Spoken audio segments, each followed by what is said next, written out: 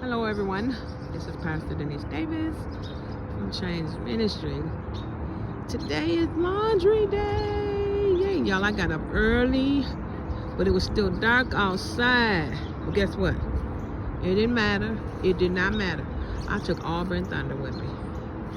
Okay? But even that was the longest walk. Because you know dogs, they got to go to every bush, they got to sniff everything. So it took longer than needed. But it was dark out here. I ain't gonna be walking out here in no dark, you know. Jesus said use wisdom, okay, in everything. And plus I'm a watcher, you guys. And I'm a gatekeeper of the souls of men. So I got to be on watch, And so, but it's nice out today. I mean, it's cold, because I'm always cold. But the only message I have for today is just trust God. Just trust God, in everything. And if you're uncertain about a thing, take it to God, especially if you then did all you can. Leave it to God, and God always works things out. We have to let a lot of things go, because things that God tells us not to do, we're breaking covenants. And see, Satan is getting access into our lives by our stress, our worry, our pains, our sins, our traumas, our unforgiveness, our anger, a lot of things that we are letting opening up our lives to when we, don't do the things of God. For unforgiveness, you have to forgive, because guess what? If you don't forgive, you're holding on to Satan. You are actually holding on to Satan when we don't do the things of God. That's why a lot of people can't move on. A lot of people are angry about things that has taken place in their lives when they were younger. A lot of people are angry. A lot of people are angry with Jesus because they feel like, Jesus, why weren't you there? Why didn't you protect me? When I was a baby, I couldn't protect myself. I could say the same thing, because I was cursed and sacrificed in the womb. I wasn't even born. But guess what? I have to forgive. I have to forgive because I know what's attached to unforgiveness. I know what's attached to anger. I do not want Satan in my life. I am not going to be holding on to no demons, you guys. I'm releasing everything to God. I forgive. I'm not holding on to anger, because I want to receive the things that God has for me. I want to move forward in my ministry. I just want to move forward, you guys. And when we hold on to things, anger, rage, resentment, hurts, insecurity, man, that holds us up. That holds us up from moving on, being productive. You want to be able to hear what God is saying, what God is speaking in your heart and in your spirit. And if you are just holding on to a whole lot of things, how can God speak through that? How can God speak a word into your life? How can God speak peace into your mind when you got so much going on in your life? Your heart needs to be at peace. Your mind needs to be at peace. Your soul needs to be at peace in order for God to speak through you, to speak to you, We have to be at peace in our mind, and Satan, he wants you to be in confusion. He wants a lot of things going on around you, worrying and stress, because guess what? You're not going to hear from God. You're not going to hear from God when you really need to hear from him. There's a lot of things going on in the world, that is distracting you. You need to let go of distractions, Go to a solitary place. Jesus always went to a solitary place to pray to God, and that's what sometimes we have to do. I've been in a solitary place for a long time, but God is doing greater things in my life. God moves people out of your life. God isolates us because he has other things planned for our lives, and when he start isolating you from people and stuff, because people become a distraction. And especially people that don't know God, that's who Satan is going to use to come against you, you know. So God isolates us because he has something greater for our lives. You know, it's not always something that we did wrong. You know, it's something that you are doing right. You know, for God to bless your life. God is cleansing your life. I know a lot of people, when we go through things, we don't see the process, but because I seen the process of my deliverance and, you know, what God was taking me through, I seen it. I seen the demons that was attached to curses and sacrifice. I seen those demons attached to fornication and just upholding blessings in your life. I seen these demons for myself, you know. So we have to release things, come out of sin.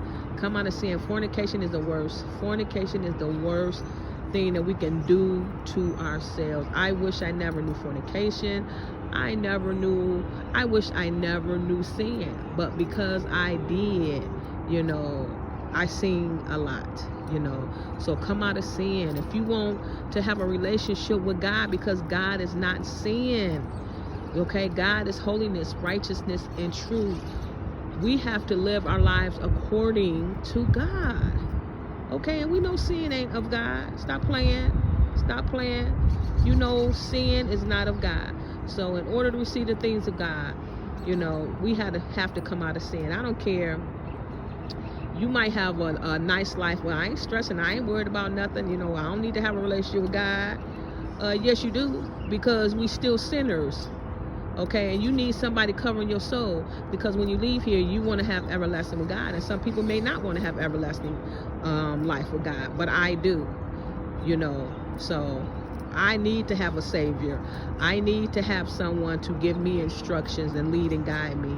I need to be able to go to somebody and that has the power, you know, to cast things out my life and off my children. You know, you got to understand, we fight against unbelievable things, principalities, you know, rulers in darkness. We fight against Satan in this demonic world. You have to have power. You have to have power in your life to fight against these demons, these witches, these spells, these curses that people try to place on your life. And you got to understand, a person could send a curse to you. How would you know?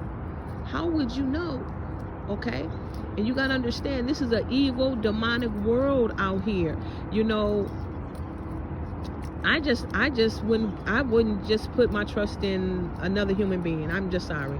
That's where I'm at today. I don't trust nobody, you know, because of all that I have gone through. It's not saying one day that I won't be able to trust one human being, but for right now, no. People are evil. So much evil out here in the world, and you just don't realize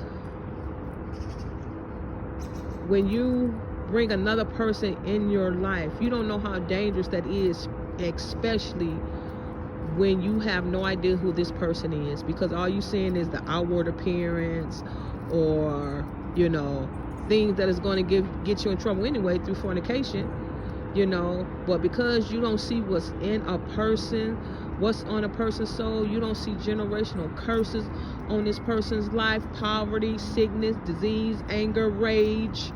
You know, you don't see that on a person's life, and you get involved in relationships, and then you wonder what is going on, why my life is not moving forward, why I can't keep nothing.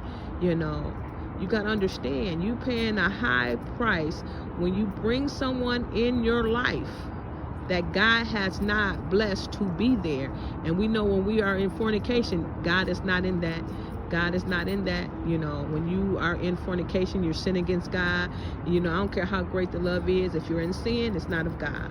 You know, and what happens is y'all are not giving God the time to weigh in on your relationships. Okay, you're moving too fast. Okay, you're not knowing who this person is.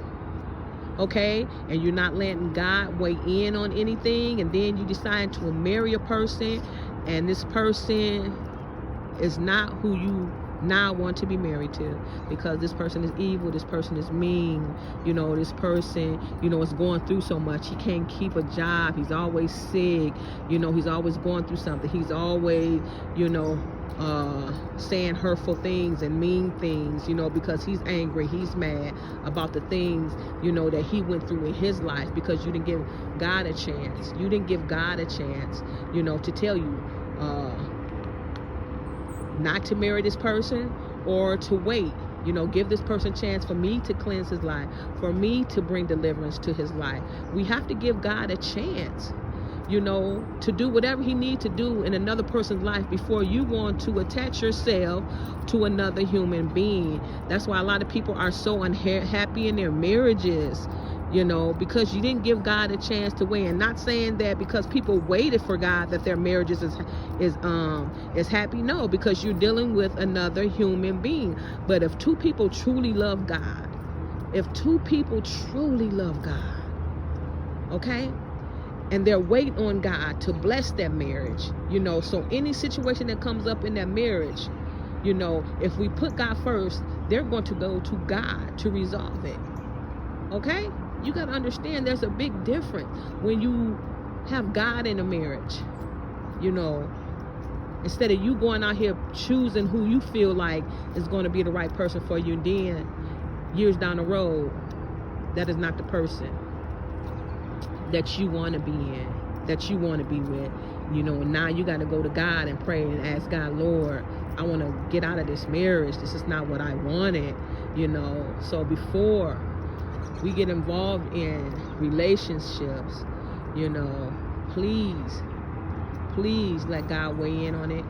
Take time, stop rushing. This is your life. This is your life, you know, that you're giving to another person, you know, and you got to be careful. You have to be careful, you know. So let God weigh in on situations. I know a lot of people probably will not, but that's on you. But those who want to have a chance at a happy marriage, you know, you want to put God in it. You want to have God in it. You want to have God leading you, because once you fornicate, you know, Satan is in that marriage. Satan is in that marriage, and Satan is going to come up in that marriage somewhere, you know. So understand that. So let God weigh in on everything that goes on in your life. You know, you might be making a decision about moving in another job. You know, give God a chance to weigh in. You know, you might want to, you know, decide I want to move to a different state. Let God weigh in, you know, so that when you move, you'll have his blessings, you know, because when we do things without God, we don't have his blessing. And a lot of times it's not going to work out for you because you're in the wrong place. So I'm just saying, before you make big decisions in your life, give God a chance to weigh in on it, okay? So be blessed. Be safe.